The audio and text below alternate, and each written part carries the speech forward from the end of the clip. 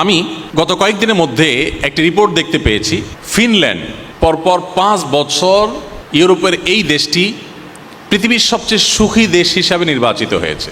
55 লাখ মানুষের বসবাস এই দেশটিকে বলা হচ্ছে পরপর 5 বছর তারা পৃথিবীর সবচেয়ে সুখী দেশ।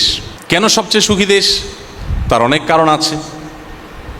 এদেশের যে সবুজ পরিবেশ, আমরা কোরআনে যে জান্নাতের কথা শুনি, জান্নাত মানে বাগানসমূহ, আর সেখানকার যে প্রকৃতি, এটা এতটাই সুন্দর, পুরো দেশটাকে বলা হয় সবুজ সোনা।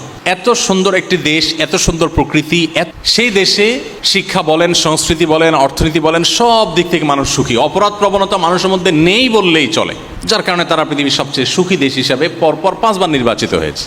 ইন্টারেস্টিং বিষয় হলো, এই দেশটিতে আত্মহত্যার প্রবণতার যে সিরিয়াল আছে পৃথিবীতে, সেই সিরিয়ালে এই দেশটি 21তম। পৃথিবীর সবচেয়ে সুখী দেশ, কিন্তু আত্মহত্যার প্রবণতায় তারা 21 নম্বরে আছে।